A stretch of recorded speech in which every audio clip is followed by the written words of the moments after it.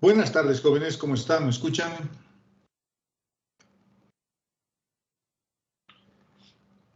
¿Me escuchan? Buenas tardes, sí, se lo escucha. Muy bien, gracias, Marlene. Continuemos con nuestro último teorema.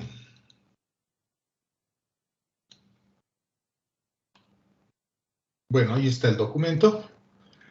Lo deben estar viendo.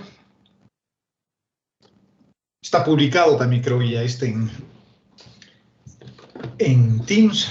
Ya lo he subido. Y veamos.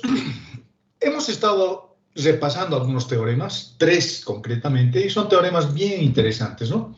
El teorema de Green, que ya lo hemos visto. Luego hemos continuado con el teorema de Stokes. Bueno, hicimos varios ejemplos. Luego continuamos con el teorema de Stokes.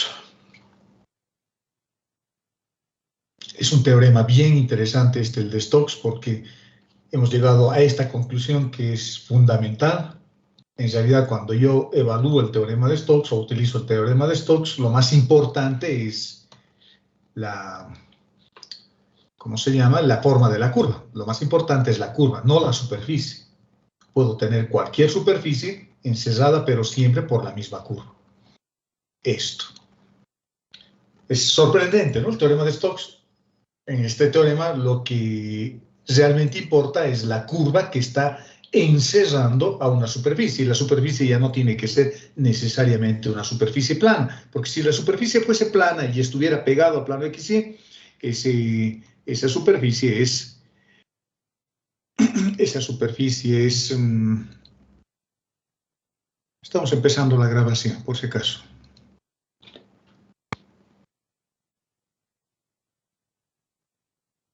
Esa grabación ha empezado, la grabación ha empezado. Esa superficie puede ser de cualquier tipo, ¿no? Lo que importa es la curva. En este caso, por ejemplo, puedo tener una superficie plana o puedo tener una superficie, no sé, como esta que está celeste más clarita, y lo que interesa es lo que entra, el campo vectorial que atraviesa la curva. Y no interesa lo que tenga la salida, puede ser una superficie A o una superficie B. Y cuando la superficie es cerrada, es decir, que no tiene fronteras, una manera de expresar esa condición es esta, ¿no? Eso quiere decir que la superficie es cerrada. Y es decir, que no hay una curva sobre la que yo evalúe la integral de línea. Hicimos algunos ejemplos, hicimos varios ejemplos en realidad, bonitos, para que ustedes lo consideren, lo tomen en cuenta, digamos, en sus estudios, ¿no? Y el último ejercicio era justamente bonito, porque tenía una pirámide así, de 4 lados, con la parte hueca atrás, y en lugar de evaluar la integral de superficie en cada uno de los lados de la pirámide, lo que hice es evaluar sobre la cara o sobre esta curva, que estaba encerrando otra superficie que está en el plano XZ. He escogido ya la superficie que más me convenía, y ese flujo que hemos calculado era 0. Y ahora nos vamos a centrar en el último teorema, que es el teorema de la divergencia, o el teorema de Gauss, como también se lo llama. Este teorema tiene mucha historia, he puesto algo de historia ahí, acá. Y fíjense qué dice. Este teorema también se llama como el teorema de Gauss, se llama también el teorema de la divergencia, otros le llaman el teorema de Gauss-Ostrogradski, y lo que hace es relacionar el flujo de un campo vectorial a través de una superficie cerrada. Y relaciona esa integral de superficie con la integral de volumen calculada sobre la divergencia del campo vectorial. O sea, si yo voy a resolver la integral triple, primero tengo que calcular la divergencia del campo vectorial. En cambio, en el teorema de Stokes, lo que se calculaba era el rotacional del campo vectorial. Son cosas diferentes. Ahora calculo sobre la divergencia. Y evalúo una integral de volumen. Hago eso o calculo integrales de superficie para cada una de las caras que podría tener una superficie cerrada, ¿no? Puede tener varias caras, o tener una sola cara, como en el caso de la esfera, o tener un cilindro con tapas, digamos. Acá la clave es que la superficie debe ser cerrada. Este teorema tiene bastante historia. Originalmente fue descubierto por Lagrange, por Joseph Louis Lagrange, fíjense, en el siglo XVIII. en 1762. Y de manera separada y de manera independiente también por Gauss, por Carl Friedrich Gauss. Fíjense, casi 50 años después, ¿no? 49 años después o 51 años después. 50 años después, este caballero lo ha vuelto a ver al teorema y lo ha estudiado.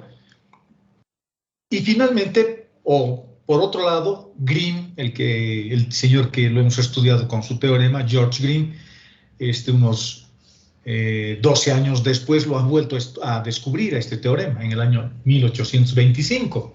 Y finalmente, Mikhail Vasilievich Ostrogradsky, que es un pope matemático ruso, también lo ha descubierto, fíjense, pero ya casi mucho tiempo después. Fíjense, desde la primera formulación que ha sido en 1762 hasta la última de 1831 por este caballero ruso, han pasado mucho tiempo, casi 60, 70 años, ¿no? 70 años más o menos. Y este caballero, Ostrogradsky, es el que le dio la primera demostración formal del teorema en realidad. Pero es más conocido como el teorema de Gauss, digamos. Luego hay otras variaciones que han aparecido de este teorema que han recibido distintos nombres, ¿no? El teorema de Gauss, el teorema de Green o el teorema de Ostrogradsky. ¿Y qué hace este teorema? Lo que hace este teorema, o lo que hace esta herramienta que vamos a estudiar, este lenguaje que vamos a estudiar, es medir el flujo hacia afuera en todos los puntos individuales de una superficie cerrada. O sea, es bueno, ¿no? Imagínense que tiene un elemento emisor, una antena, por ejemplo, y lo encierran dentro de una superficie, dentro de una esfera, por ejemplo. En el centro de la esfera hay un elemento emisor. Y lo que hace este teorema es medir el flujo que atraviesa esa esfera y generado por ese ente emisor. Eso es lo que hace. Por lo tanto, es útil para calcular integrales de superficie cuando la superficie es cerrada. Y eso es lo que estoy colocando y remarcando acá. La superficie debe ser cerrada.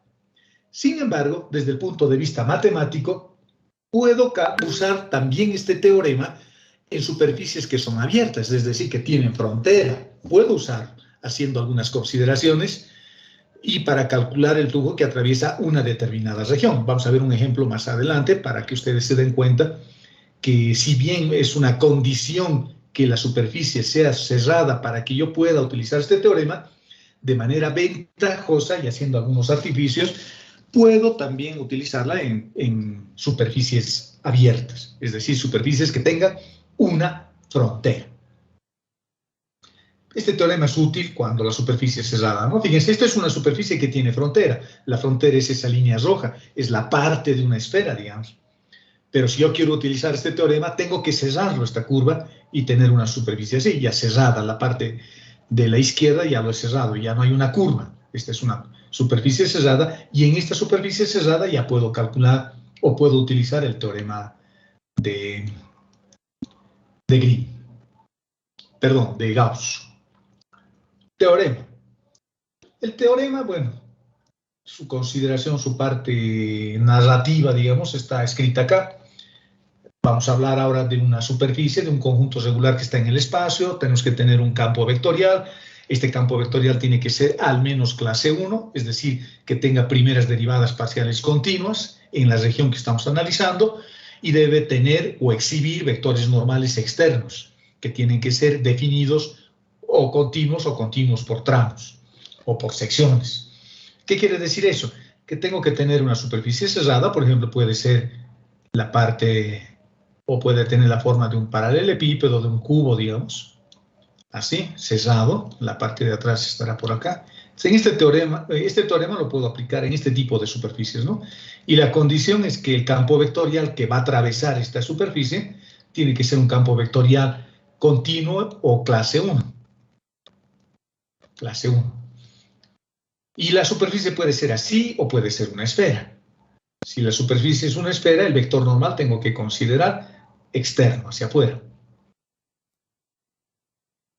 Porque el vector normal tiene que ser externo. ¿Dónde lo voy a usar al vector normal? Acá pues lo voy a usar al vector normal, ¿no? Cuando haya el diferencial de ese. En cambio, cuando hallo la integral triple, la integral de volumen, acá no se considera ningún vector normal, pero en este otro lado de la ecuación sí tengo que considerar un vector normal.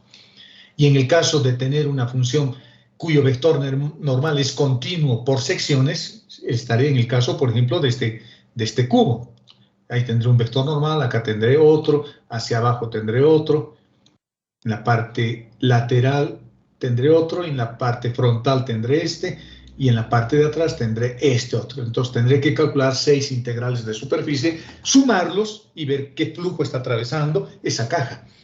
Con el teorema de Gauss me evito tener que trabajar con las 6 caras, hallo la divergencia del campo vectorial y calculo una integral triple. ¿De acuerdo? Y lo que estamos definiendo en este caso, o lo que se debería considerar, es que estamos calculando la corriente o un flujo de un campo vectorial que atraviesa la superficie que debe ser cerrada. Es decir, cuantifica la medida de cuánto líquido, de cuánto gas o de cuánto campo vectorial está atravesando esa superficie por unidad de tiempo. Es una buena herramienta para la ingeniería, ¿no? Para hacer, no sé, algún análisis de algunas antenas, por ejemplo, de un flujo que atraviesa una membrana, para los civiles o electrónicos. Y está íntimamente vinculada también y relacionada con las ecuaciones de Maxwell, que son 4, donde interviene la divergencia, el rotacional, ¿no?, de los campos eléctricos y magnéticos. Son las ecuaciones fundamentales que han sido casi desarrolladas de manera empírica y que luego se le dio un formalismo matemático más escalar al principio y luego se lo llevó a una forma vectorial con el desarrollo de la matemática, ¿no? Y son las 4 ecuaciones fundamentales del electromagnetismo donde aparecen estas cosas. Vamos a ver algunas aplicaciones bien interesantes con este teorema y vamos a hacer cosas raras. ¿Se acuerdan que el teorema de Green servía también para calcular áreas, ¿no? Áreas de superficies planas que están encerradas por la curva. O sea, en lugar de calcular una integral doble, yo podía calcular una integral de línea y calcular una integral, reitero, cuyo resultado era equivalente al área que estoy encerrando con la curva. Acá voy a hacer cosas parecidas con este teorema. Puedo calcular volúmenes con este teorema. ¿Por qué? Porque si me fijo el teorema, es decir, la ecuación que define este teorema, si me fijo esto, ¿dónde está? No, esto es Stokes. Estoy buscando esto. Si me fijo esta expresión, fíjense que en esta expresión aparece una integral triple. Y eso yo lo asocio a un volumen. De hecho, a las integrales triples se les llama integrales de volumen. Si esta divergencia de alguna forma lo vuelvo un escalar o escojo adecuadamente mi campo vectorial F, de tal forma que la divergencia sea un resultado numérico y constante, yo puedo calcular a través de este teorema un volumen usando integrales de superficie. ¿Cuál sería ese campo vectorial cuya divergencia sea un número? A ver, ¿quién me dice en la clase? A ver, que me alegre el día. ¿Cuál sería ese campo vectorial cuya divergencia sea un escalar? ¿Qué dicen, muchachos? X, Y, Z, ¿sí? Perfecto. Ese campo vectorial se llama el vector de posición, ¿no? X, Y, Z, su divergencia vale 3. Por lo tanto, si utilizo en lugar de F este campo especial, que es el vector de posición, que es un vector de geometría radial, es decir, como los vectores son como más o menos como los rayos del sol, en todas las direcciones perpendiculares a una superficie esférica, si utilizo ese vector, esto se vuelve 3. Y ese 3 lo puedo sacar fuera de la integral. Y me va a quedar 3 veces la integral de volumen. Ese 3 lo paso a dividir acá. Y en lugar de F coloco el vector de posición y ya tengo una expresión que me permita calcular un volumen usando integrales de superficie. Estoy haciendo eso exactamente acá. Fíjense, este es el teorema, lo estoy volviendo a escribir acá. Vinculo integrales de superficie. Y fíjense, utiliza este pequeño círculo, ¿no?, para indicar que la superficie es cerrada, igual que en las integrales de línea, que utilizan este pequeño círculo para indicar que estamos trabajando en una trayectoria cerrada. Y estoy haciendo eso. El diferencial de ese lo puedo calcular así. ¿Dónde estamos? No, estoy calculando. Acá me pasé al otro lado, perdón. Luego vamos a ver esa parte donde vamos a ver el otro lado de la medalla, la otra cara de la medalla. Aquí estábamos. La divergencia, tenemos que volverlo una constante. Acá está la sugerencia de su compañero, que sea el vector x y z, me dijo. Ese es el vector de posición. Sabemos que su divergencia vale 3. Ese 3 lo pongo acá y luego lo sacamos de la integral por las propiedades de las integrales, ¿no? Y esta partecita es un volumen. De cálculo 1, si nos acordamos, eso es un volumen. Por lo tanto, este 3 lo paso a dividir al otro lado y me encuentro con una expresión como esta. O como esta otra, que es ya el resultado final, digamos, de nuestra pequeña aventura. Puedo calcular volúmenes con integrales de superficie. Solo en este caso tengo que considerar de que el vector f, de que el campo vectorial f, de que esa función vector f sea de manera particular el vector de posición. Qué interesante, esto es bien bonito. O sea, si yo veo la implicación o la idea intuitiva de esto, es como si yo estuviera calculando el flujo que atraviesa una superficie y de manera indirecta estoy determinando con el vector de posición el volumen que tiene esa superficie cerrada que está encerrando al elemento emisor. Qué bonito, ¿no? Eso es lo que hacemos. La otra cara de la medalla, les decía hace rato. Puedo calcular con integrales de superficie volúmenes, al revés ahora. O sea, en lugar de calcular un volumen, ahora yo quiero calcular calcular áreas con integrales de volumen, al revés. Con una integral triple quiero calcular un área. Veamos, es lo que estaba tratando de explicar acá, que en realidad estábamos mal. Volvamos a esto. Volvemos al teorema de Gauss, Ostrogradsky, o Lagrange, ¿no? El teorema de Lagrange también podemos decirle, que casi 100 años antes ha descubierto. Unos 60, 70 años antes. Este es el teorema. Vinculo integrales triples con integrales de superficie. Muy bien. Me voy a concentrar, es lo que estábamos viendo hace rato, en el elemento de área. El elemento de área es esto. No se olviden que esto hemos estudiado en el capítulo cuando veíamos integrales vectoriales. Ese elemento de área lo puedo expresar así, donde n es el vector normal a la superficie y el diferencial de ese lo puedo calcular proyectando en el plano XY o utilizando cosenos directores. Este método no me permitiría utilizar en principio la forma vectorial de la superficie. Vamos a ver por qué, o tal vez sí, no sé, vamos a ver. El módulo posiblemente, el módulo, ¿no? Porque este es el módulo de la superficie. Lo puedo llevar a su forma vectorial y sacarle el módulo. En este procedimiento, cuando yo voy a calcular un área usando integrales de volumen, fíjense que voy a escoger de manera astuta, podríamos decir, de tal forma que el campo vectorial F, ese campo vectorial que lo tengo acá, sea igual que el vector normal a la superficie, que sea n. Muy bien, entonces vuelvo al teorema, esta parte se queda como está, y reemplazo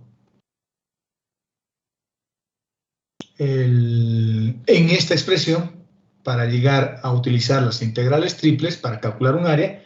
Trabajamos con este lado de la ecuación, en principio, y digo, f para mí va a ser n. Entonces voy a tener n escalarmente con f. Perdón, con n. Pero n es el vector normal. Y el producto escalar de n con n me va a dar el módulo de n elevado al cuadrado. Pero n es un vector unitario, tiene que ser unitario. Porque el tamaño del vector está dado por esto, por el vector área, ¿no? Y este es el vector que le da su dirección. Son áreas vectoriales. Por lo tanto, n tiene que ser unitario y se reduce a eso.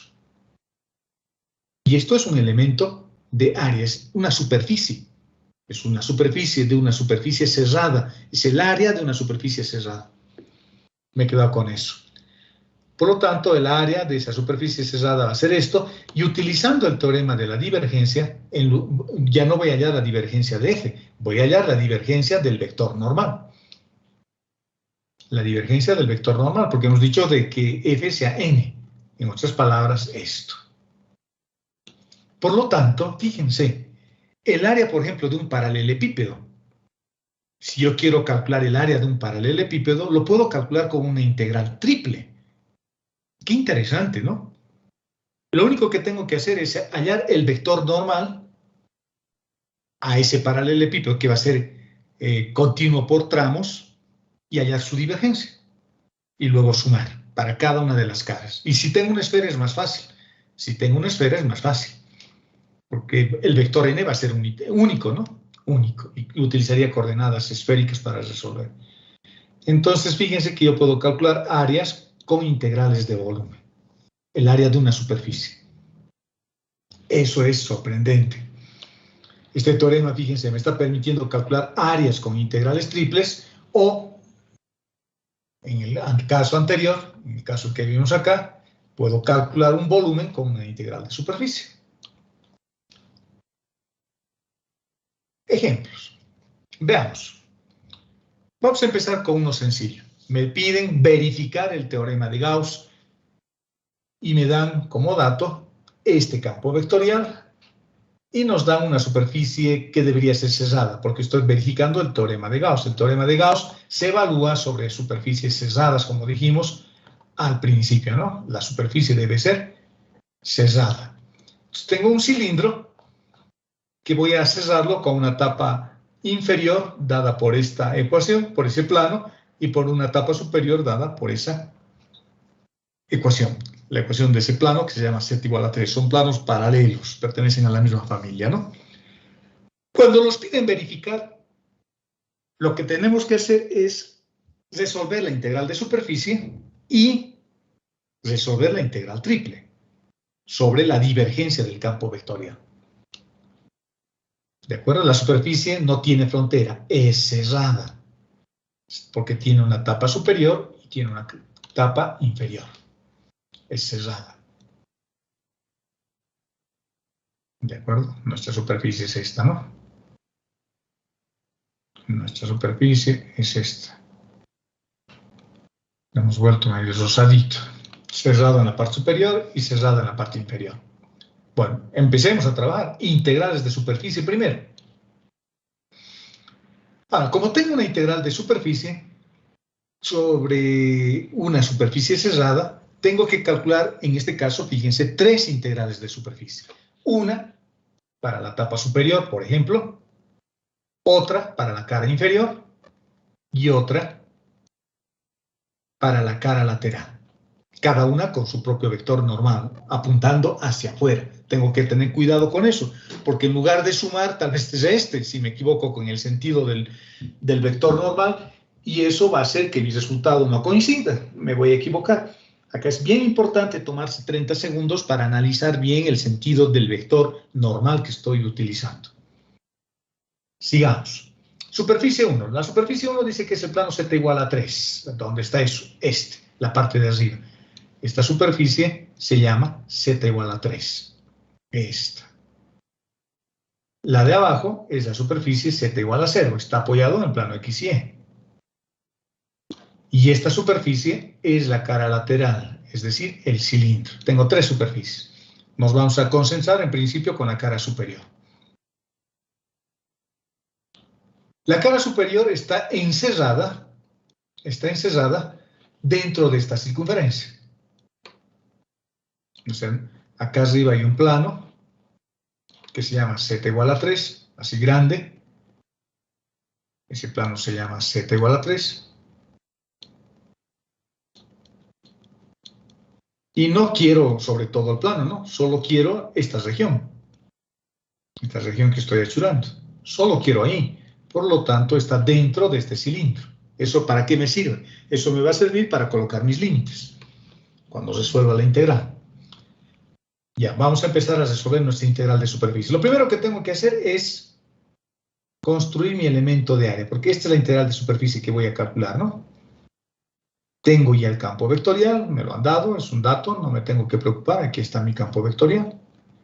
No me tengo que preocupar del campo vectorial, pero sí del elemento área, del elemento vectorial área. Pero el elemento vectorial área lo puedo expresar así, como el vector normal a esa superficie por el diferencial de S. El diferencial de S, no se olviden que es el elemento de área en ese plano, el plano Z igual a 3. Pero el plano Z igual a 3 es paralelo al plano Z igual a 0. Y en el plano Z igual a 0, en el plano XY, el área se llama diferencial de X, diferencial de Y. Eso lo sabemos desde siempre, ¿no?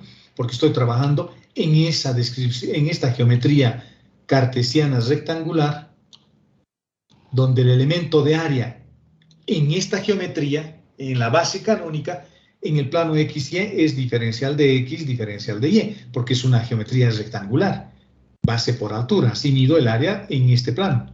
En este otro plano mido diferencial de Y, diferencial de Z. Así se mide el área en este plano.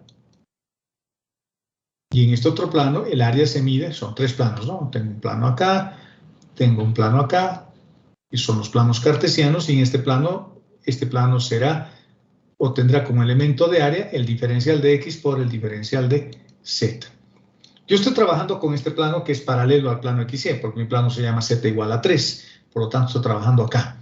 Por lo tanto, este elemento diferencial de S es esto simplemente, ¿no? Diferencial de X, diferencial de Y. No necesito hacer proyecciones, nada. La proyección es lo que se proyecta en el plano XY. Es un plano perfectamente horizontal. Por lo tanto, este plano tiene como vector normal el vector unitario K. Por eso ya lo coloco directamente. N es K, porque este vector N tiene que ser perpendicular a la superficie. ¿Y qué vector conozco que sea perpendicular al plano XY? El vector K, pues, ¿no? ¿Para qué me voy a complicar con otro? El vector K es el más simple. Y además tiene que ser unitario mi vector. N tiene que ser unitario, eso es K. Entonces coloco directamente K por su elemento de área escalar. Ahora, este vector lo tengo que multiplicar con el campo vectorial, porque es todo este término, lo estoy reemplazando con N veces diferencial de S, ¿no? Estamos reemplazando con eso. El diferencial de S, ya sabemos que vale diferencial de X, diferencial de Y. Y este vector N, que es un vector, se tiene que multiplicar con el campo vectorial. Eso es lo que tenemos acá. Por el diferencial de X, por el diferencial de Y. En este producto escalar, el único término que sobrevive es este, Z al cuadrado, por el diferencial de X, por el diferencial de Y. Mis variables de integración son X y Y. Z está de más un poquito ahí, ¿no? Bueno, no es que esté de más, está con otro nombre, está de incógnito, si ustedes quieren. Lo tenemos que descubrir, lo tenemos que revelar a Z. Z se llama 3. Entonces los reemplazo porque ese es el plano, ese Z lo tengo que tomar de la superficie. Y yo estoy calculando sobre la superficie Z igual a 3, que es un plano horizontal. Por lo tanto, en lugar de Z voy a colocar 3 elevado al cuadrado, me da 9. Ese 9 lo sacamos y tengo esto. Ese es el área de este círculo. Y ese círculo tiene esta ecuación. Eso, Z igual a 3. Porque esto solito es un cilindro, ¿no? Pero cuando lo intersecto con el plano Z igual a 3, tengo esta circunferencia. Es una circunferencia. Estoy encerrando una región circular, por lo tanto, coordenadas polares. O directamente colocar el área que encierra una encerrada o contenida en una circunferencia. Eso es pi por el radio al cuadrado. El radio vale 2, al cuadrado vale 4. 4 por pi sería. 4 por pi. Directamente coloco 4 por pi. Por ese 9 que teníamos al principio, el resultado me da 36. Es positivo. Quiere decir que el campo vectorial, esta cara por lo menos lo está atravesando en el mismo sentido del vector normal a esa superficie. Así estaría atravesando. Si hubiese salido negativo, quiere decir que el flujo estaría hacia abajo, ¿no? Porque lo estamos comparando con el vector normal de la superficie. Ya está, ya tengo el resultado y ya sé cuánto flujo está atravesando esa superficie. Superficie 2. La superficie 2 es nuestro plano. Z igual a 0, plano XY. Lo mismo, es el mismo análisis. El único cuidado que tengo que tomar ahora es de que el flujo lo tengo que comparar con el vector externo. Y en este caso mi vector externo no es K, es menos K. Es el único cuidado, el resto es lo mismo. El resto es lo mismo. Su elemento de área sigue siendo lo mismo y este vector n ahora es menos K. Y es lo que estoy poniendo acá. Lo multiplicamos nuevamente con lo que teníamos antes. Me sale menos z al cuadrado. Pero el plano se llama z igual a 0. Así que lo reemplazo por z igual a 0 y obtenemos ese resultado. Ese resultado me está diciendo de que ningún flujo atraviesa esa cara del cilindro. Ningún flujo. No hay flujo. Y si hubiese algún tipo de flujo, querría decir que ese flujo es tangencial a la superficie, sin atravesarlo. Eso significa el cero, ¿no? Por la cara inferior de nuestro cilindro, el flujo posiblemente sea tangencial, es decir, así. No está atravesando nada. En cambio, en la parte superior sí estábamos atravesando hacia afuera. Por eso nos ha salido positivo, porque tiene la dirección del vector normal. Ya tengo la superficie 1, la superficie 2, ahora me tengo que concentrar en la superficie 3. La superficie 3 es un cilindro. Ya me olvido de la tapa superior y de la tapa inferior. Es este cilindro. Podría utilizar el método de las proyecciones también. Podría proyectar esta superficie sobre el plano, sobre el plano XZ, por ejemplo, o sobre el plano YZ, y luego resolver esa integral de superficie teniendo cuidado que esto es una superficie que da una vuelta completa. Hay que tener cuidado con eso. Y el vector normal puede variar. En un momento el vector normal va a estar así y en otro momento el vector normal va a estar así. Entonces es medio complicado, ¿no? Con los cilindros. Pero la parte fácil de resolver eso es parametrizando la superficie. Y eso es la superficie 3. La superficie 3 es este cilindro limitado en estos planos. No es todo el cilindro que va desde menos infinito hasta infinito, ¿no? En este caso el cilindro es un cilindro acotado entre 0 y 3. Esa es su altura. Entonces, en lugar de hacer proyecciones que me va a traer problemas porque tengo que analizar el sentido del vector normal, lo voy a parametrizar, lo voy a llevar a su forma vectorial al cilindro, y eso es fácil. X va a ser igual a 2 coseno de U, Y va a ser igual a 2 seno de U, tengo una variable, tengo otra variable, y la otra variable que sea la altura. Esto es una impresión 3D, ¿no? ¿Se imaginan, jóvenes? Esto es como si estuviera imprimiendo en 3D esta ecuación. ¿Por qué? Porque cuando B vale 0, tengo una circunferencia en el plano XY de radio 2. Luego, B vale 1. Luego B vale 2, etcétera, etcétera. Pero voy haciendo un corrido así, ¿no? Luego construyo otra capa a medida que B va subiendo. Luego construyo otra capa. Es una impresora 3D. Luego otra capa. Y en el resultado, hasta llegar a 2, cuando lleguemos a 2, voy a tener impreso un cilindro. Perfecto, estas son sus ecuaciones. Z igual a B. Y estas son las ecuaciones en el plano XY, que luego voy subiendo, esa circunferencia lo voy subiendo desde 0 hasta 3. Porque esa es la altura de nuestro cilindro. Muy bien, ya no voy a usar esta expresión, ¿no? Para mi elemento de área ya no voy a usar esto. Voy a usar la forma vectorial directamente. Directamente, esto. Voy a utilizar directamente a través de esto. R de U por R de B. Mi campo vectorial es F.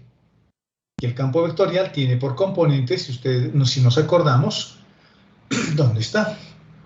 4x menos 2y al cuadrado, z al cuadrado. Eso los tengo que parametrizar, ¿no?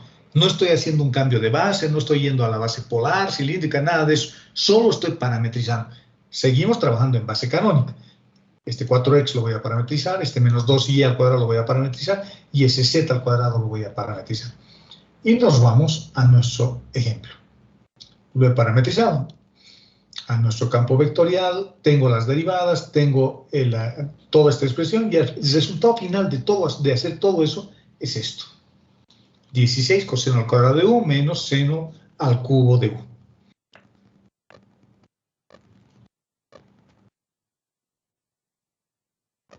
¿De acuerdo?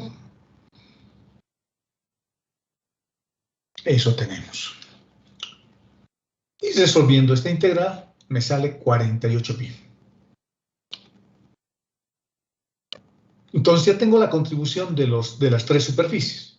La superficie 1 que salía 36 pi, la superficie 2 que era la base de ese cilindro que no había flujo, era 0, y finalmente tenemos el resultado de la integral 3 que corresponde a la cara lateral del cilindro. Y el resultado es 84 pi. Eso es lo que obtengo con la integral de superficie. Fíjense, es laborioso, ¿no? Porque he tenido que calcular el flujo que atraviesa cada una de las caras. Pues aquí viene la magia de este teorema, porque en lugar de hacer estas tres cosas que hemos hecho, lo puedo hacer de una sola vez con una integral triple. O sea, es más fácil, pero también tiene alguna desventaja, porque el resultado que yo voy a obtener debería ser 84 pi también, pero no me va a decir cuál es el comportamiento del flujo en cada una de las caras. Eso no me dice el teorema. Me dice el resultado global, pero no me dice qué pasa con la tapa, qué pasa con la cara lateral o qué pasa con la tapa superior. Eso lo tengo que averiguar con la integral de superficie de manera individual en cada una de las superficies. Esa es su pequeña desventaja, digamos. ¿De acuerdo? No está calculado en este primer ejercicio realmente no demostré, creo, verificar el teorema de Gauss. Me quedé en la integral de superficie. Creo que no fui más allá. Así que es un reto para ustedes para que puedan demostrar que realmente es 84 pi con la integral triple. Lo que tengo que hacer es calcular una integral triple, que no lo hice, reitero, una integral triple, y tengo que calcular la divergencia del campo vectorial. Mi campo vectorial es el que teníamos arriba, ¿no? Tengo que hallar la divergencia de esto, de este campo vectorial. Su divergencia será 4 menos 4y más 2z. Esa es su divergencia, ¿no? Eso lo tengo que poner dentro de una integral triple. Diferencial de x, diferencial de y y diferencial de z. Diferencial de x, y y z. Eso es lo que tengo que hacer. Como mi región de integración es un cilindro, usaré coordenadas cilíndricas, ¿no? Este y los reemplazaré por r seno de tita, y este z se quedará como z nomás, z debe variar de 0 a 3, y este elemento de volumen cambiará. Cambiará como r, diferencial de r, diferencial de tita y diferencial de z. Es la integral que tengo que resolver en coordenadas cilíndricas. Eso se los dejo para que ustedes verifiquen y vean que efectivamente sale 84. Si no sale 84, bueno, háganmelo notar. Avísenme y díganme, ¿sabe, ingeniero, su teorema está mal? Y le vamos a reclamar a Gauss, ¿no? Que se haya equivocado y que me haya hecho quedar mal, digamos, a mí, enseñando cosas que no son. Pero este teorema no falla, ¿no? Deberían sacar 84 también. Veamos otro ejemplo. Calcular el área de una esfera de radio A. En cálculo 2 hemos aprendido a calcular áreas, y también en el primer capítulo de esta materia hemos aprendido a calcular áreas. Pero ahora quiero hacer el cálculo de una manera alternativa utilizando este teorema y utilizando una integral triple. Voy a calcular el área con una integral triple. No voy a proyectar, porque si proyectara tendría que hacer esto, ¿no? Tendría que despejar z, por ejemplo, y z va a ser igual a la raíz de a al cuadrado menos x al cuadrado y menos y al cuadrado. Es x al cuadrado menos y al cuadrado. Tengo que despejar z porque lo estoy proyectando sobre el plano xy y tendría que construir esta integral. Y esa integral es 1 más z respecto de x al cuadrado más z respecto de y al cuadrado. Estoy poniendo solo para que recuerden estas cosas que hacían en cálculo 2. Esa es una forma. Diferencial de X, diferencial de Y. Y tendría que proyectarlo sobre el plano XY y calcular esto, y luego mi resultado multiplicar por 2, porque estaría considerando solo el signo positivo, y para el signo negativo, debido a la simetría de la esfera, tendría que multiplicar mi resultado por 2. Esa es una forma. La otra forma es que yo parametrice esta esfera y resuelva el problema en coordenadas esféricas utilizando esta otra forma. El área de una esfera va a ser igual al módulo de R respecto de U por R respecto de B, que serían mis variables de integración, por el diferencial de U por el diferencial de B, por el diferencial de U por el diferencial de U, perdón, por el diferencial de B. Esa es otra forma que tendría para resolver. Eso implicaría que a la esfera lo tengo que colocar en términos de U y de B. Y usaremos coordenadas esféricas. El radio vale 2 y la primera variable será, por ejemplo, seno de U por coseno de B, digamos. Se coloco mis límites. La otra posibilidad, la que estamos ahora explorando y aprendiendo, es hacerlo usando una integral triple. Fíjense, alternativamente, en lugar de eso o en lugar de esta otra forma, voy a usar una integral triple, o sea, todo lo que no debería ser, digamos, medio raro, ¿no? Medio raro esto, de una esfera. Lo primero que vamos a hacer es hallar el vector normal de la esfera y su divergencia. El vector normal de la esfera ya lo tengo acá. Vamos a usar esto. El vector normal de la esfera usando el gradiente es esto. Ese es el vector normal. Lo que he hecho es, como ya está igualado a una constante, lo he derivado respecto de X, lo he derivado respecto de Y, lo he derivado respecto de Z, y hemos hallado el módulo de este vector para dividirlo. El módulo de este vector lo divido y el resultado de todo eso es esto. Pero como estamos usando la esfera, x al cuadrado más y al cuadrado más z al cuadrado en raíz es simplemente a. Por lo tanto, eso es el vector normal de la esfera. Y su divergencia es 3 sobre a, porque en realidad a es una constante y estoy hallando la divergencia del vector de posición, que es x y z. Y su divergencia acá o en la China o donde ustedes vayan vale 3 del vector de posición. Por lo tanto, en esta expresión ya tengo esto. Ya tengo esto. Los reemplazamos, el 3 sobre a sale todo y calculo el volumen de una esfera. Y el volumen de una esfera es 4 pi tercios por a al cubo. Ya ni siquiera necesito calcular, sé de memoria. Y si no, uso coordenadas esféricas. Este 3 con este 3 se cancela y el resultado es eso. Qué interesante, ¿no? Es 4 pi el a al cuadrado. Esta formulita es bien bonita, el área de una esfera. Fíjense, esto es una esfera, ¿no? Y el área de la esfera había sido igual a 4 veces el área de una circunferencia. De radio A.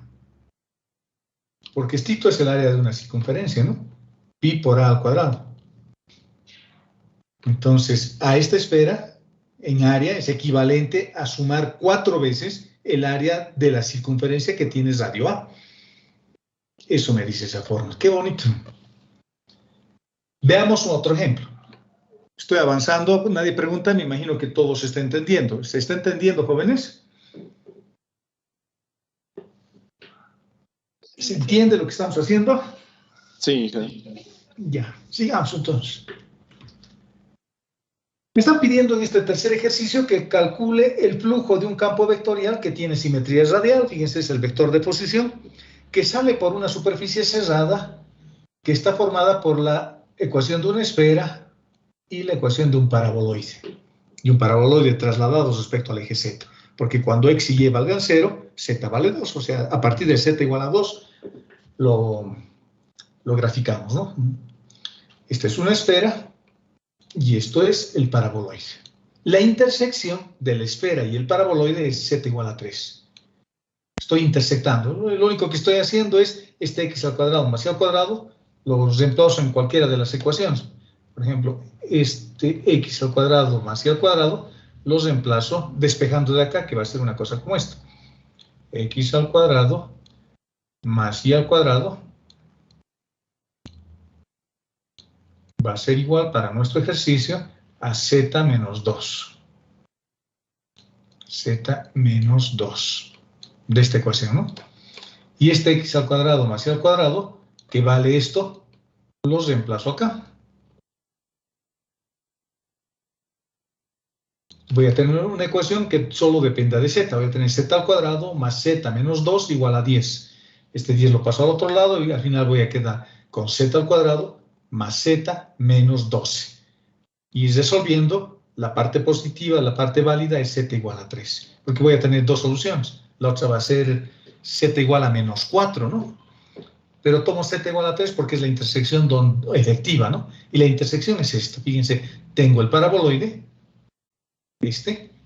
y tengo la parte de la esfera, que es esta, la parte azul. En otra perspectiva es así. La esfera es la parte azul y el paraboloide está acá. Y yo quiero hallar el flujo que atraviesa esta parte. Es una trayectoria cerrada. Por un lado voy a tener la base del paraboloide cerrada por la parte de una esfera. Esa es la superficie que se forma acá. La esfera y la parte inferior, el paraboloide. Es una superficie cerrada. Por lo tanto, como me están pidiendo que calcule el flujo, lo que tendría que hacer es calcular usando el teorema de Gauss de una sola vez. El volumen, en realidad voy a calcular el volumen de esa región volumétrica que hemos calculado, multiplicado por la divergencia del campo vectorial que está atravesando. La divergencia vale 3 porque el campo vectorial es el vector de posición, y hacemos todo eso.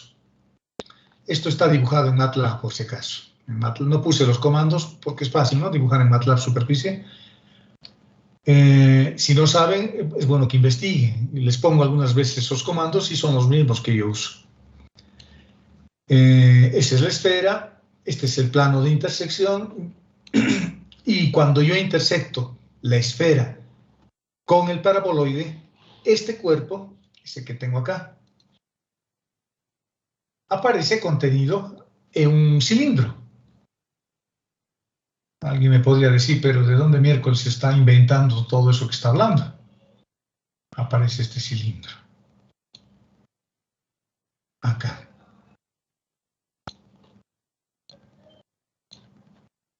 Vamos a verlo, aparece ese cilindro. ¿Por qué aparece ese cilindro? Bueno, es fácil, ¿no? Es fácil. Estoy ahora resolviendo una integral triple, me estoy acordando de cálculo 2, aparece ese cilindro. ¿De dónde aparece ese cilindro? Como yo he intersectado z, hemos encontrado que el plano de intersección es z igual a 3, este 3 lo reemplazo en la primera o en la segunda ecuación. Por lo tanto, voy a tener x al cuadrado más y al cuadrado más 9 igual a 10. Este 9 lo paso al otro lado y me queda z al cuadrado más y al cuadrado igual a 1. Abajo funciona lo mismo. Z reemplazo 3 acá, y este 2 pasa a restar al otro lado y va a tener x al cuadrado más y al cuadrado igual a 1. Eso en el espacio es un cilindro de radio unitario. Ese cilindro que he dibujado acá. ¿Y para qué he dibujado este cilindro? Para ver qué coordenadas voy a usar, esféricas o cilíndricas. Cilíndricas es más fácil. Por lo tanto, aparece este cilindro, ¿no? Este es radio unitario. Muy bien. Voy a usar el teorema de Gauss para no tener que hacer dos integrales de superficie, porque si tuviese que hacer dos integrales de superficie, tendría que ser una con este vector para la esfera y otra con ese vector hacia abajo para el paraboloide. Dos integrales de superficie y sumarlos, y con esta dirección de los vectores, teniendo cuidado con esos vectores. Pero me voy a evitar todo eso con el teorema de Gauss. Su divergencia vale 3, porque eso es el campo vectorial. Ese 3 sale como una constante, todo eso vale 3, sale como una constante, y en realidad lo que tengo que calcular es un volumen. El volumen de esta parte, encerrada por ese cilindro, de esta partecita. El volumen de esto, que es lo que he tratado de dibujar acá. Y lo voy a resolver en coordenadas cilíndricas. Listo. En coordenadas cilíndricas, con la integral triple, z va a variar desde la esfera desde el paraboloide hasta la esfera. Entonces coloco el paraboloide y la esfera en coordenadas cilíndricas, ¿no? Este es el paraboloide y esta es la esfera. Z varía de ahí a ahí. El radio de 0 a 1. y el ángulo de 0 a 2pi.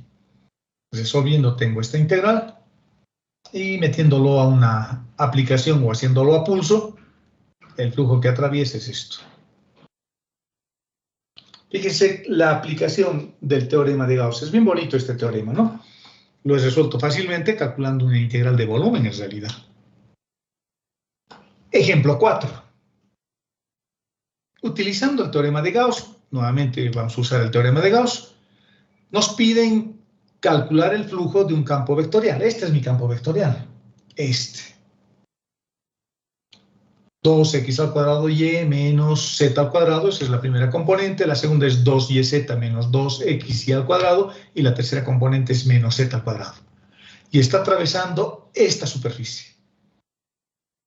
X al cuadrado más y al cuadrado menos z al cuadrado igual a 16, y limitado por esto. Pero no es una superficie cerrada, fíjense, hay que leer bien la pregunta. Me están pidiendo que calcule el flujo que atraviesa ese campo vectorial, esta superficie, en estos rangos. Esta superficie es la que tengo que tomar en cuenta. A ver, x al cuadrado más y al cuadrado menos z al cuadrado igual a 16. ¿Qué superficie es? ¿Qué se llama esa superficie? ¿O cómo es su forma? A ver quién me dice. ¿Cómo es la forma de esa superficie?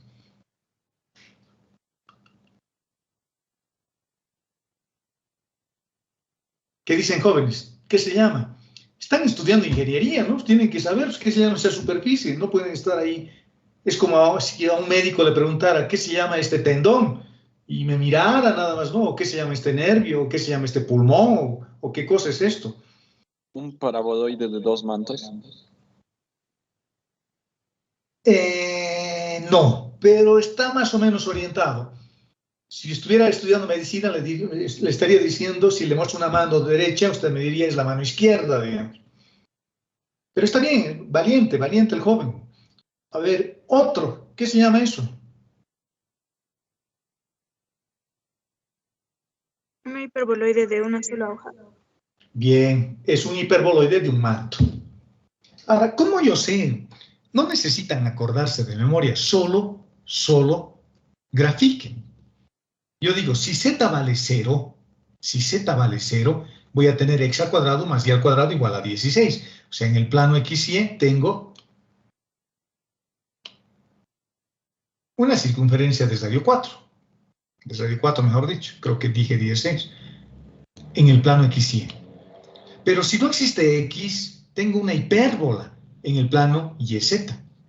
Tengo una hipérbola en el plano YZ, y al otro lado tendré también con línea punteada porque se tiene que cerrar, ¿no? La hipérbola. Y si no existe Y en el plano XZ, tengo otra hipérbola.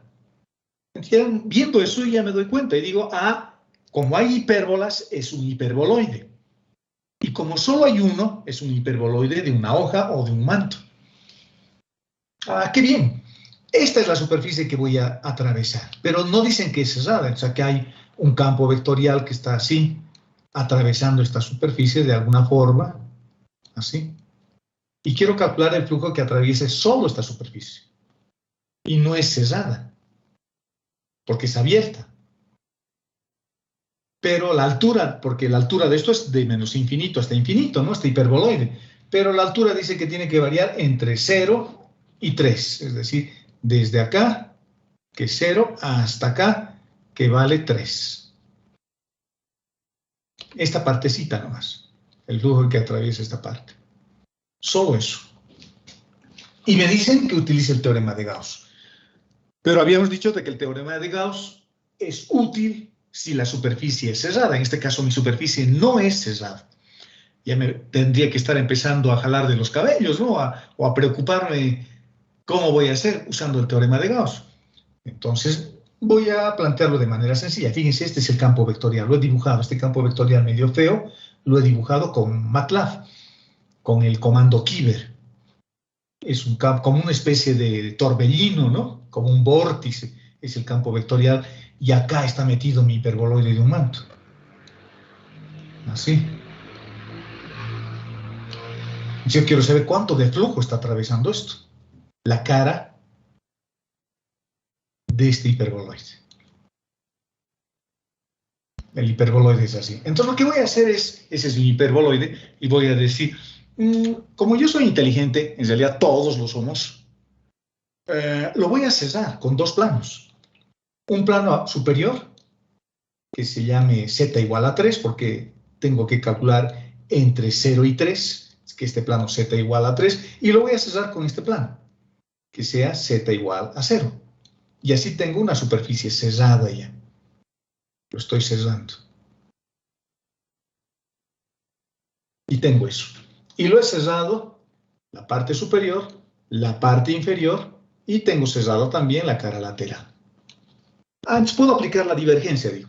Pero si hago eso, si cierro, tengo tres integrales de superficie. Una, esta.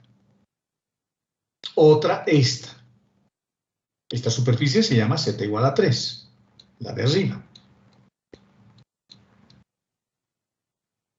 Esta superficie se llama z igual a 0.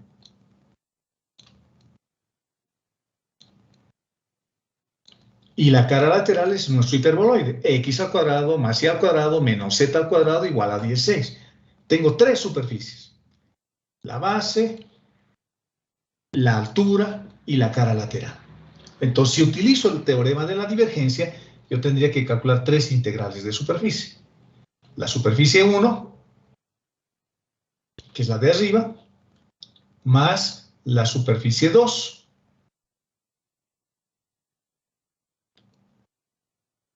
que es la de abajo, no, la del hiperboloide en realidad, esta parte, la parte lateral, y más la superficie 3, que es la integral de abajo, en el plano z igual a 0. Y por el teorema de la divergencia, esto debería ser igual a la integral triple de la divergencia del campo vectorial por el diferencial de volumen. Por el diferencial de volumen. De esta expresión, ¿cuál es la que a mí me interesa calcular? Esta me interesa. De espejos. Calculo la divergencia, esto pasa al otro lado a restar y este otro lado a restar. Y eso es lo que estoy poniendo acá. La divergencia, este teorema dice que es esto. La divergencia de un campo vectorial es igual a la integral de superficie cerrada. Pero si calculo la integral de superficie cerrada, tengo que calcular la integral de la superficie 1, la integral de la superficie 2, la integral de la superficie 3. ¿Cuál es la que me interesa a mí? ¿Cuál es la que nos gusta? ¿O la que me han pedido? La que me han pedido es la superficie 2. Esto. Se solo despejo. Y tengo que calcular la divergencia del campo vectorial. Y le tengo que restar la divergencia o la integral de superficie de la cara 1 y la integral de superficie de la cara 3. Alguien dirá, es muy complicado, creo esto, ¿no? No, van a ver que no. Tengo que calcular tres integrales. Primero la divergencia, la integral triple. Tengo que calcular esto. Hallaremos la divergencia del campo vectorial. Esa es la divergencia del campo vectorial. El operador nabla escalarmente por el campo vectorial y el resultado de eso vale 0. Se cancela. Se cancela, fíjense, este con este se me va y este con este se me va. 0. Es decir, que esa cara o que en el global no hay flujo que atraviesa, se compensa. Si hay un flujo que sale por esta cara, más el flujo que sale por la parte de abajo y más el flujo que atraviesa la cara lateral, en el resultado final es 0. Por lo tanto, eso no tiene ningún peso. Vale 0. La integral de volumen vale 0. Por lo tanto, este término vale 0. Ahora me faltan dos superficies. Estas superficies son súper fáciles. Son planos z igual a 3 y z igual a 1. Sus elementos de área son diferencial de x y diferencial de y, nada más. Entonces, para la superficie z igual a 3, lo intersecto con mi paraboloide y obtengo esta ecuación. Esta es una circunferencia en este plano. Z igual a 3 es su plano osculador. Porque si solo veo esto, estoy viendo un cilindro, ¿no? X al cuadrado más el cuadrado igual a 25. Lo intersecto con el plano z igual a 3 y tengo esta circunferencia en el plano z igual a 3.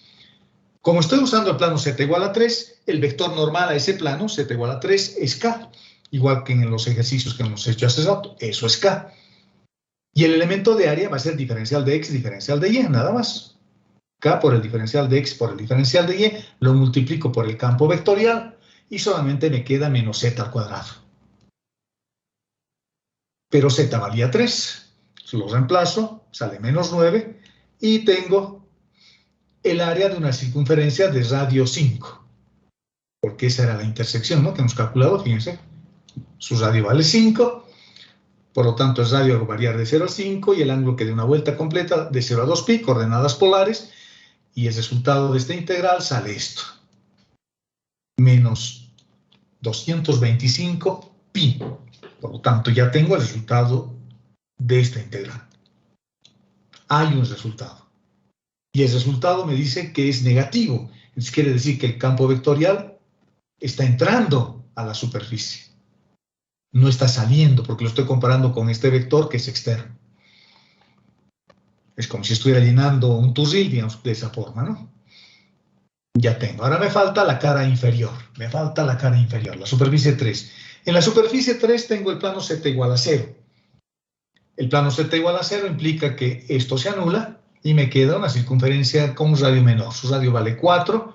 Su vector normal es menos k, porque ahora esta superficie significa que mi vector normal tiene que estar hacia abajo, menos k. Su elemento de área sigue siendo diferencial de x, diferencial de y. Multiplicamos todo esto se anula y me queda simplemente esto. Pero z vale 0. Z vale 0, por lo tanto el resultado final es 0. 0. Bueno, aquí ya hice el producto escalar, ¿no? Este término está de más. Copié este ejercicio y me olvidé, hice esto por esto vale 0, esto por esto vale 0, y esto por esto vale z al cuadrado. Esto en realidad debería haber colocado todo el vector acá. ¿De acuerdo? Aquí me falta la componente en x, que vale todo esto, la componente en la dirección de y, que vale todo esto. Este término está mal, pero el resultado no. El resultado no está mal. Para el plano z igual a 0, la contribución de ese campo vectorial vale 0 en esa superficie. Finalmente, reemplazando mis resultados, el flujo había sido 225 positivo, el que atraviesa esta cara. Qué interesante, el que atraviesa la cara lateral. El flujo es una cosa como esta, ¿no? Es lo que está ocurriendo. Ahora ya puedo describirlo, digamos, lo que está ocurriendo. Ay. A veces hace eso, esa locura, y a veces borra. No lo borra ni llorando. Ahí lo vamos a dejar. El campo vectorial está entrando por acá. Lo vamos a hacer más gruesito para que se vea mejor. El campo vectorial está entrando por acá y sale por esta cara. Así está, ¿no? Nuestro campo vectorial. Y no pasa nada acá abajo. Todo el campo vectorial entra por acá y sale por la cara lateral. Y como me han pedido solo de la cara lateral, el resultado es 225 pi. Bonito. Ejercicio 5. Usando integrales de superficie, obtener un volumen. El volumen es cerrado por estas dos superficies, por esta y por esta. ¿Qué son esas superficies? Bueno, esas superficies son, veamos. A ver, ¿quién me dice qué es la primera superficie? Z al cuadrado igual a x al cuadrado más y al cuadrado. ¿Qué es esa superficie? ¿Qué se llama? Es un cono.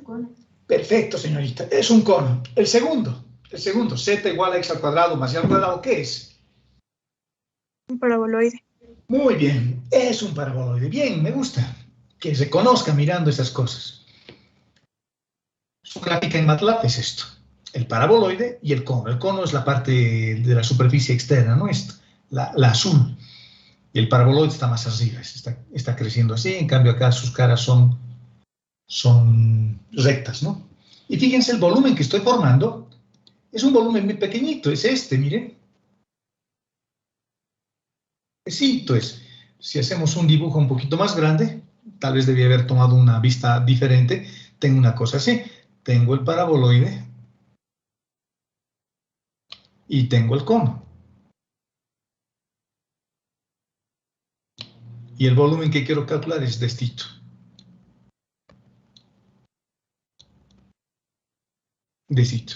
Si yo intersecto el paraboloide con el cono haciendo una cosa bien fácil, hago que desaparezca, por ejemplo, z, todo esto vale z.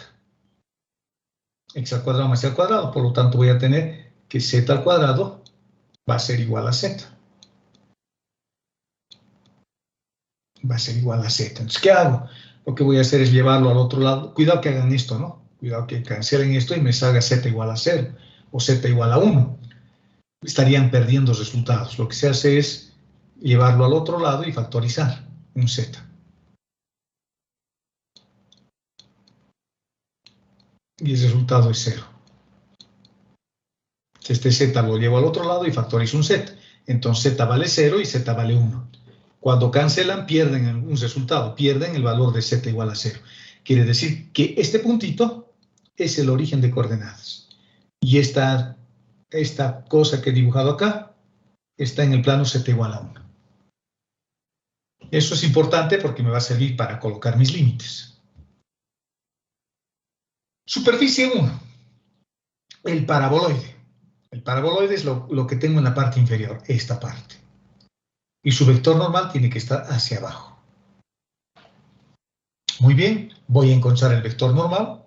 Lo podría parametrizar usando cilíndricas también, pero lo voy a hacer proyectando a modo de ejemplo. Ustedes pueden en su casa intentar parametrizar esta superficie y calcular esa integral de superficie parametrizando el paraboloide. Y pueden usar o apoyarse en las coordenadas cilíndricas. Pero ahora yo lo estoy proyectando, estoy hallando su gradiente para encontrar su vector normal, para que se vea el vector normal. El vector normal tiene que estar hacia abajo, por lo tanto z debe ser negativo. Entonces este z lo llevo al otro lado y tengo x al cuadrado menos y al cuadrado. No es menos, es más. El que está cambiando de signo es z. ¿Y por qué lo estoy poniendo z negativo? Porque quiero que el vector normal sea hacia abajo. Y z, por lo tanto, tiene que ser negativo. Y con esto hallo el gradiente. 2x, 2y, menos 1, y lo divido entre su módulo. ¿Puedo simplificar algunas cosas? Creo que no, hasta ahí se queda. La superficie lo voy a hacer usando cosenos directores. Voy a multiplicar este vector normal por k, y el resultado de eso sale esto. Por lo tanto, la integral 1, nuestra integral 1, esto, porque voy a calcular esta integral de superficie, que es la que hemos visto para calcular volúmenes, el vector de posición que vale 3, o mejor dicho, x y z, por este vector que es diferencial de s. Y el diferencial de s es n veces el vector, el módulo de ese vector. Y el módulo de ese vector es este. Por lo tanto, fíjense lo que estoy haciendo. Ese 3 que tengo acá es el resultado de esto, ¿no? De este 3. Lo estoy pasando al otro lado simplemente de manera momentánea. Ese 3 lo estoy pasando al otro lado y estoy calculando esta integral. Y después de hacer los cálculos, R es el vector de posición y el diferencial de S es todo esto. El módulo se está cancelando, ¿no? Esto se va a cancelar con esto. Y me queda simplemente esto. Por el diferencial de S, que es diferencial de X, diferencial de Y. Calculamos esta integral. Fíjense, en esta integral tengo z. Z no es variable para la integral, así que z lo voy a reemplazar con este, que es el paraboloide, x al cuadrado más y al cuadrado. Y reemplazando eso, se simplifica esto, desaparecen los dos, me va a quedar simplemente x al cuadrado más y al cuadrado, esto. Y esto, como es una curva circular, utilizo coordenadas cilíndricas, el radio de 0 a 1 y esto de 0 a 2pi. Y el resultado es pi medios. O el flujo que está atravesando el paraboloide que está apuntando hacia abajo es pi medios. Y el flujo es hacia abajo, porque el resultado me ha salido positivo. Muy bien.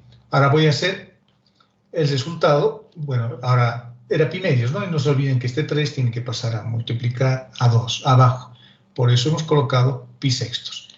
Ese es el resultado de la integral 1, el que hemos evaluado sobre el paraboloide. Ahora voy a hacer sobre el cono. Sobre el cono. Si me fijo en mi dibujo, en el cono, el vector tiene que estar hacia arriba, en el cono. Y en el paraboloide era hacia abajo. Por lo tanto, teniendo cuidado de eso, z tiene que ser positivo. Entonces, x y y se vuelven negativos. Lo paso al otro lado. X al cuadrado, negativo, menos y al cuadrado, negativo, y z tiene que ser positivo. ¿Por qué estoy haciendo eso? Porque quiero que mi vector esté hacia arriba. Z tiene que ser positivo. Está apuntando hacia arriba. Encuentro su gradiente. Menos 2x menos 2y más 1.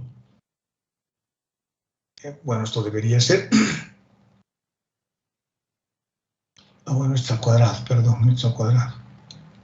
Es un cono, ¿no? Debería ser 2 menos 2x menos 2y más 2z. Y abajo voy a tener 4x al cuadrado, 4y al cuadrado, 4z al cuadrado. Lo saco el 4 como 2 y el 2 se va a ir con los 2 que tenía en el numerador. Y me queda simplemente eso. Pero x al cuadrado más y al cuadrado es z, ¿no? Así que voy a tener 2 veces z, que se va a cancelar. Me queda simplemente z. Luego, haciendo lo mismo que hace rato, este término del denominador se me va a ir con el término que tengo arriba. Se va a cancelar y me va a quedar simplemente el vector de posición multiplicado por n1, que es este. N1 le puse, pero sería de n2. Y haciendo el producto escalar, finalmente tenemos una simplificación como esta, y el resultado es 0 de esa integral. Véanlo con calma ustedes en su casa, lo he explicado rápidamente, tienen que verlo con calma en su casa. El resultado es 0 de la integral 2. Por lo tanto, mi integral de volumen va a ser la contribución de la primera integral que valía pi sextos y de la segunda integral que vale 0. Y el resultado es pi sextos, el volumen es pi sextos. Este ejercicio parece un poco superfluo, ¿no? Pero es ilustrativo porque les permite practicar las integrales de superficie. Porque yo podía haber calculado su volumen con una integral triple de una manera mucho más fácil, usando coordenadas cilíndricas. Pero esta es una forma interesante de ver que los flujos de los campos vectoriales, en este caso del vector de posición concretamente, me permite cuantificar lo que es el volumen también. Esto yo lo asemejo un poco a esos hologramas que puedo formar emitiendo pulsos, como aparecen en las películas. Emito un pulso y me da la forma de una cueva. ¿Han visto? En algunas películas aparece, ¿no? Meten un dron a una cueva y este dron emite un flujo y lo que hacen la gente que está afuera de la cueva, lo que hace es ver la forma que tiene esa cueva. ¿Y cómo están haciendo? Están haciendo con una integral de superficie. Y eso es lo que estoy calculando acá. Estoy calculando el volumen emitiendo un campo vectorial que choca en las paredes y me da su volumen. Eso es lo que estoy haciendo. Esto revísenlo con calmita. Lo he hecho muy rápidamente, creo que ni siquiera he explicado muy bien. Este lo explicó mejor, pero es básicamente lo mismo. Y el resultado final es sumar dos integrales de superficie, una para el cono y otra para el paraboloide. Y el resultado de eso es equivalente a un volumen. Entonces, en los ejemplos que hemos hecho acá o que hemos tratado de resolver, jóvenes, les he mostrado todas las posibilidades de este teorema, ¿no? He calculado volúmenes. En el anterior ejercicio hemos calculado flujos utilizando este teorema, pero de una cara en concreto, pero utilizando el teorema de la divergencia, porque hemos calculado el volumen, el flujo total, y luego he restado lo que me convenía para calcular lo que necesitaba. El teorema de Gauss lo hemos calculado en una superficie abierta, porque la cara lateral de ese hiperboloide de un manto era una cara abierta, no contemplaba ni la cara superior ni la cara inferior. Pero de todas formas hemos calculado. Luego, ¿qué más hemos hecho? hemos calculado una superficie. No, en este ejercicio hemos calculado un flujo, también un flujo cerrado, utilizando el teorema de Gauss. Y finalmente hemos calculado un área de una esfera utilizando integrales de superficie. Entonces, todas las posibilidades que me da este teorema lo hemos ejemplificado con los ejercicios 3 o 4 o 5 que hemos resuelto, ¿no?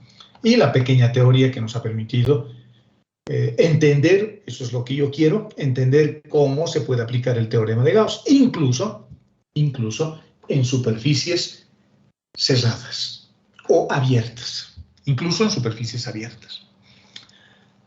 ¿Alguna duda con esto?